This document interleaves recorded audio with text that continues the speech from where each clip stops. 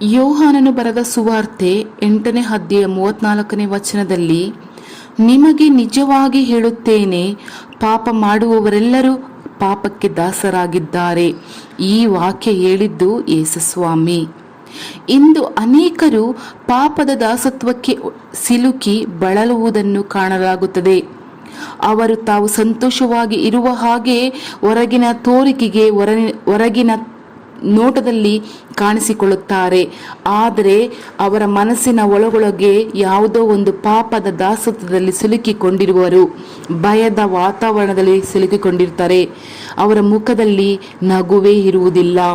ಮದ್ಯಪಾನದ ಅಭ್ಯಾಸಕ್ಕೆ ಅಧೀನರಾಗಿ ಅದರಿಂದ ಹೊರಗೆ ಬರಲಾಗದೆ ಬಳಲುತ್ತಿರುವ ಹಲವು ಕೋಟಿ ಮಂದಿ ಭಾರತ ದೇಶದಲ್ಲಿದ್ದಾರೆ. ಮಾದಕ ವಸ್ತುಗಳಿಗೆ ಅಧೀನರಾಗಿ ಅದು ತಪ್ಪು ಎಂದು ತಿಳಿದಿದ್ದರೂ ಅದನ್ನು ಬಿಡಲಾಗದೆ ಹಾಗೆ ಬಿಟ್ಟರೆ ಹುಚ್ಚಿ ಹಿಡಿದಂತಾಗುತ್ತದೆ ಎಂದು ಸಂಕಟದ ಹಿಡಿತದಲ್ಲಿ ಸಿಲುಕಿಕೊಂಡು ಬಳಲುತ್ತಿದ್ದಾರೆ. ಇಂದು ದೇಶದಲ್ಲಿ ಹೇರಳವಾದ ಜನರು ಅಶುದ್ಧಾತ್ಮನ ಹಿಡಿತದಲ್ಲಿ ಸಿಲುಕಿ ಭಯ, ದಿಗ್ಭ್ರಮೆ, ಒತ್ತಡ ಮುಂತಾದ ದಾಸತ್ವದಲ್ಲಿ ಬಳಲುತ್ತಿದ್ದಾರೆ.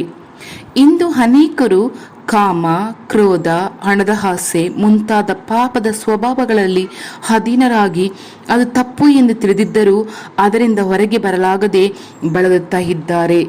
ಈ ರೀತಿಯ ಯಾವುದೋ ಒಂದು ದಾಸತ್ವ ನಿಮ್ಮ ಜೀವನದಲ್ಲಿ ಬಾಧಿಸುತ್ತಿರಬಹುದು. ಇಂದು ಅದರಿಂದ ನಿಮಗೆ ಒಂದು ಬಿಡುಗಡೆ ಬೇಕು. ಆದ್ದರಿಂದ ಚಿಂತಿಸಬೇಡಿರಿ. ಕರ್ತರಾದ ಯೇಸು ಕ್ರಿಸ್ತರು ಹೇಳುತ್ತಾರೆ, ನಿಜವಾಗಲೂ ನಿಮಗೆ ಬಿಡುಗಡೆ ಆಗುವುದು ಎಂದು ನಿಮಗೆ ವಾಗ್ದಾನ ಮಾಡುತ್ತಿದ್ದಾರೆ. ಕೆಲವು ವರ್ಷಗಳ ಹಿಂದೆ ಬೆಂಗಳೂರಿಗೆ ಸೇರಿದ ಒಬ್ಬ ಯೌವನ ಹುಡುಗಿ ತನ್ನ ಜೀವನದಲ್ಲಿ ನಡೆದಂತ ಅನುಭವವನ್ನು ತಿಳಿಸಿದರು. ಚಿಕ್ಕ ಪ್ರಾಯದಿಂದಲೇ ನನ್ನನ್ನು ಕರ್ತರಲ್ಲಿ ಭಕ್ತಿಯಿಂದ ಬೆಳೆಸಲಾಯಿತು ನನ್ನ ತಂದೆ ತಾಯಿ ಎಂದಿರು. ಆದರೆ ನಾನು ಕಾಲೇಜಿಗೆ ಹೋದ ನಂತರ ತಪ್ಪಾದ ಸ್ನೇಹಿತರೆಯೊಂದಿಗೆ ನನ್ನ ಪರಿಚಯವಾಗಿ ಸ್ವಲ್ಪವಾಗಿ ಪಾಪಕ್ಕೆ ಒಳಗಾಗಿ ಬಿಟ್ಟೆನು. ನನ್ನ ಹೆತ್ತವರಿಗೂ ತಿಳಿಯದು, ಹೊರಗೆ ಬೇರೆ ಯಾರಿಗೂ ತಿಳಿಯದು. ನನ್ನ ಪಾಪದ ನಿಮಿತ್ತವಾಗಿ ನನ್ನೊಳಗೆ ಇದ್ದಂಥ ಸಮಾಧಾನ, ಸಂತೋಷ, ನನ್ನ ಮುಖದಲ್ಲಿದ್ದ ಒಂದು ನಗು ಹೋಗಿಬಿಟ್ಟಿತು. ನನ್ನಿಂದ ವಿದ್ಯಾಭ್ಯಾಸದ ಕಡೆ ಗಮನವಿಡಲಾಗಲಿಲ್ಲ. ನಾನು ಮಾಡುವ ಆ ನಿರ್ದಿಷ್ಟ ಪಾಪ ತಪ್ಪು ಎಂದು ನನಗೆ ತಿಳಿದಿದ್ದರೂ ಕೂಡ ನನ್ನಿಂದ ಅದನ್ನು ಬಿಡಲಾಗಲಿಲ್ಲ. ಅದರಿಂದಾಗಿ ಬೇರೆಯವರ ಮೇಲೆ ಕಾರಣವಿಲ್ಲದೆ ನನಗೆ ಕೋಪ, ವಿರೋಧ ಬಂದಿತು. ಏನು ಮಾಡಬೇಕೆಂದು ನನಗೆ ತಿಳಿಯದೆ ನನ್ನನ್ನೇ ತಿರಸ್ಕರಿಸಿಕೊಳ್ಳುವ ಸನ್ನಿವೇಶಕ್ಕೆ ನಾನು ತಳ್ಳಲ್ಪಟ್ಟೆನು. ನನ್ನ ಹೆತ್ತವರ ಬಳಿಗೂ ಅಥವಾ ಒಳಹುಟ್ಟಿದವರ ಬಳಿಯಲ್ಲೂ ನನ್ನ ಸ್ಥಿತಿಯನ್ನು ಹೇಳಲಾಗಲಿಲ್ಲ. ಹಾಗೆ ಹೇಳಿದರೂ ನನ್ನನ್ನು ಹೀಗೆ ಬದುಕುವುದಕ್ಕಿಂತಲೂ ಸತ್ತು ಹೋಗಬಹುದು ಎಂಬ ದೊಡ್ಡ ಹೋರಾಟ ನನ್ನೊಳಗೆ ಬಂದು ಬಿಟ್ಟಿತು. ನನ್ನ ಪ್ರೀತಿಯ ದೇವರ ಮಕ್ಕಳೇ, ದಾಸತ್ವದ ಅತ್ಯುನ್ನತ ಹಂತವು ಇದೇ ಆಗಿದೆ. ಸೈತಾನನು ಮನುಷ್ಯರನ್ನು ಯಾವುದಾದರೊಂದು ಪಾಪಕ್ಕೆ ದಾಸನನ್ನಾಗಿ ಮಾಡಿಬಿಟ್ಟನೆಂದರೆ ಇನ್ನು ಮುಂದೆ ನಿನ್ನಿಂದ ಅದನ್ನು ಬಿಡಿಸಿಕೊಳ್ಳಲಾಗದು. ಆದ್ದರಿಂದ ನಿನ್ನ ಬದುಕನ್ನು ಕೊನೆಗಾಣಿಸಿಕೋ ಎಂದು ಹೇಳಿ ಆತ್ಮಹತ್ಯೆಗೆ ನೇರವಾಗಿ ಬಿಡುತ್ತಾನೆ. ಅಂತಹ ಹೋರಾಟದಲ್ಲಿ ಅವಳು ಇದ್ದಳು. ಈ ಸಮಯದಲ್ಲಿ ಒಂದು ದಿನ ಯೇಸು ಬಿಡಿಸುತ್ತಾನೆ ದೂರದರ್ಶನ ಕಾರ್ಯಕ್ರಮವನ್ನು ನೋಡುತ್ತಾ ಇದ್ದಳು.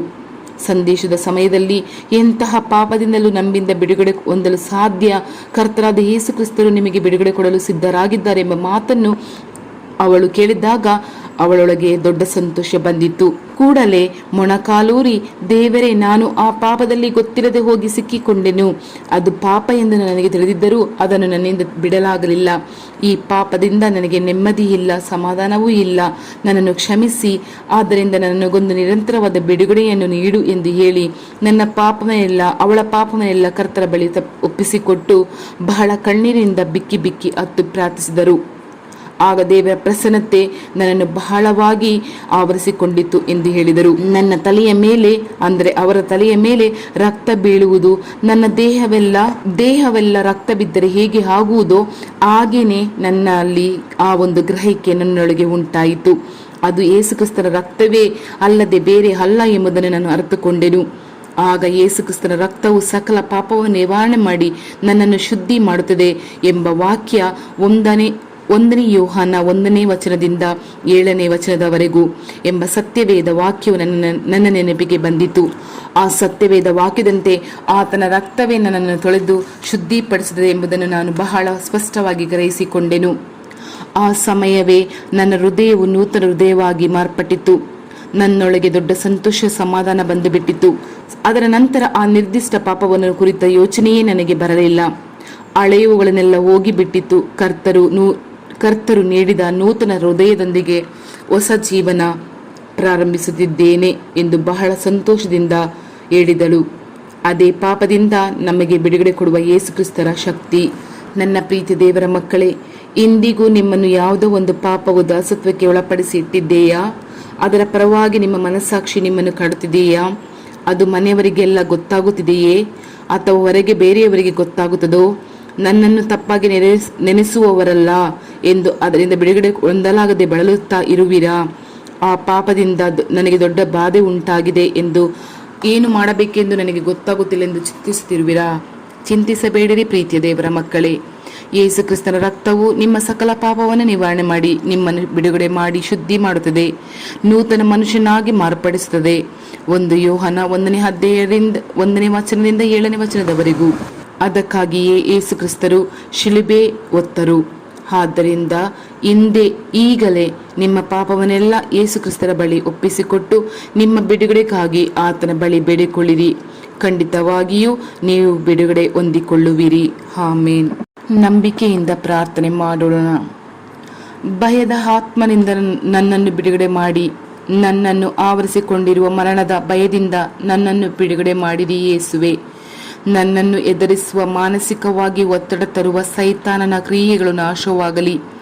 ಬಿಡುಗಡೆ ನೀಡುವ ನಿನ್ನ ರಕ್ತದ ಶಕ್ತಿ ನನ್ನಲ್ಲಿ ಹಾದು ಬರಲಿ. ಯೇಸು ಕ್ರಿಸ್ತನ ನಾಮದಲ್ಲಿ ಆಮೇನ್. ಆಮೇನ್. ತಂದೆಯೇ, thank you Lord Jesus Christ.